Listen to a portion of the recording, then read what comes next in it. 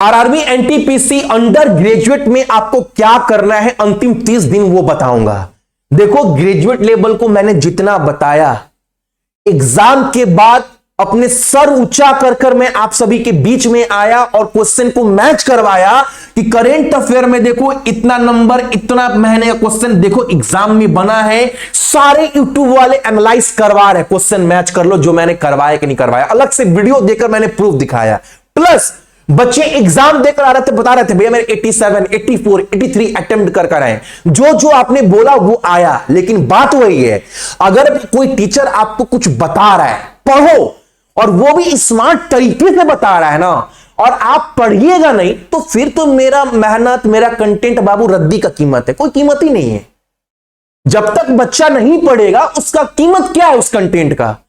तो बाबू अगर मैं मेहनत कर रहा हूं तो आपको भी थोड़ा बहुत तो मेहनत करना पड़ेगा, ताकि ये मेहनत आगे चलकर आपके एग्जाम के दिन रंग ला सके।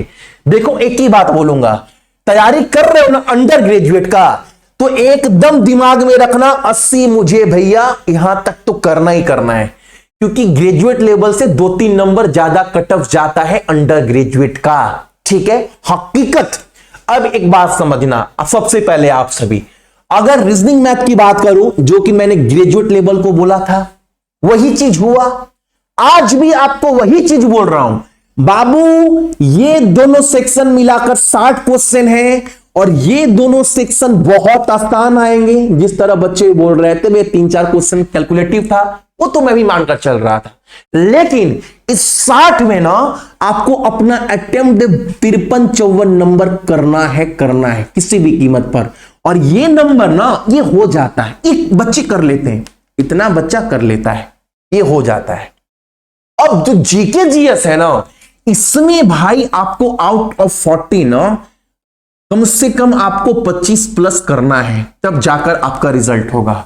और ये 25 प्लस के लिए आपको जितना बता रहा हूं, ईमानदारी से पढ़ लेना, ईमानदारी से, काम चोर की तरह नहीं।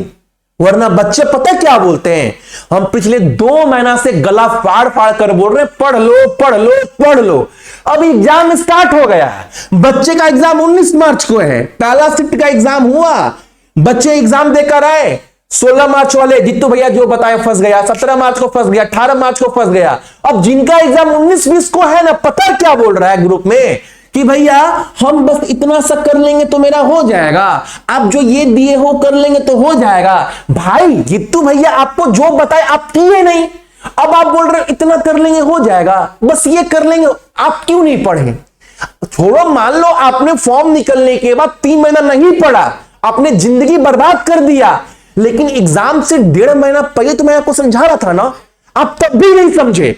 अब आप सोचते हो कि एक दिन पहले जित्तू भैया कोई हमको जादू कर दे मेरे ऊपर, तो भाई वो जादूगर मैं नहीं हूं, मैं मेहनती बच्चा हूं, मैं आपके पीछे मेहनत कर सकता हूं। आप सोचते हो कि आराम से नौकरी लग जाएगा, फिर तो आप करते रहो, तैयारी करते रहिए, कुछ नहीं जाने वाला है। आप अपना अपने परिवार का जिंदगी खराब कर रहे हैं और कुछ नहीं हो रहा है, कुछ नहीं हो रहा है। आपके मेहनत में जब तक बाबू ईमानदारी नहीं आएगा, आपको एक एनटीपीसी क्या दुनिया का कोई रिजल्ट आप नहीं निकाल सकते। आप अपने प्रति ईमानदार नहीं हो तो फिर आपका रिजल्ट कहां से होगा? सोचो। मैं आपको जीके में आज फिर बता रहा हूं, देखो दोस्त, यही आप सभी का था सेक्शन वाइज वेटेड, और यही रहेगा मोटा मोटी। एक बात याद रखना, मैंने आप सभी को ना करेंट ऑफ जीके में मैंने आपको एकदम नहीं बोला कि इतिहास पूरा कंप्लीट कर लीजिए। इतिहास कंप्लीट करने जाओगे ना, नानी याद आ जाएगी, 1 साल भी पढ़ोगे ना, हिस्ट्री कंप्लीट नहीं कर पाओगे, ज्योग्राफी कंप्लीट नहीं कर पाओगे, physics, chemistry, biology, economics, starting GK, polity कहां से पढ़ोगे, कंप्यूटर जमाना लग जाएगा। लेकिन मैंने बोला भाई करेंट अफेयर वाले सेक्शन में ना इतने टॉपिक मैं आपको दे रहा हूं, ये टॉपिक अच्छे से कर लीजिए बस।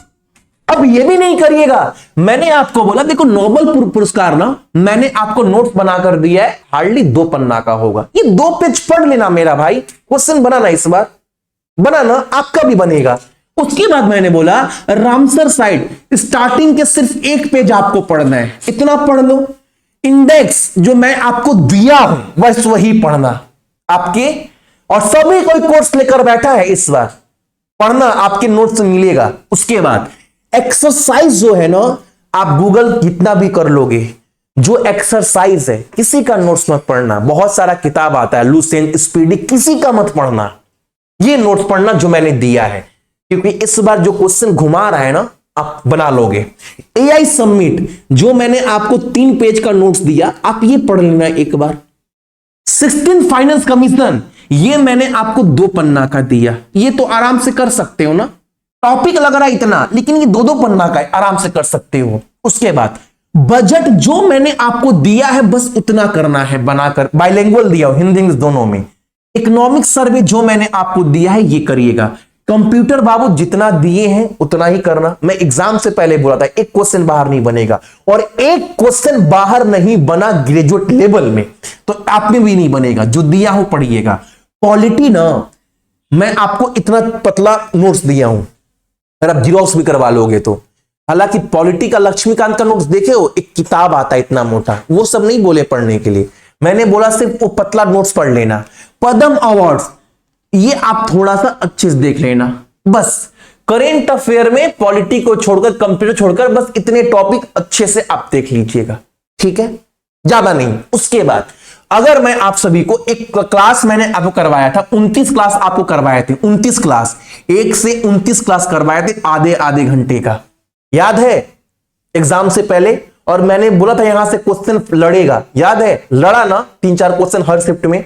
अब एक बार बोल रहा हूं, ये 1 से 29 क्लास का नोट्स आपको मैंने दे रखा है आपके एप्लीकेशन में, आपके कोर्स में, जो भी मेरा कोर्स लिए होंगे, ये नोट्स को अच्छे से पढ़ लेना। हालांकि बहुत लोग पढ़कर रखे भी होंगे, देखो इसका ना मैं 10 से 12 क्लास और करवाऊंगा इसी सीरीज का, तो ये क्लास आपने देखा होगा, अब ये 10-12 क्लास और देख लेना, ठीक है। इसके अलावा अब आते हैं दोस्त स्टैटिक जीके में।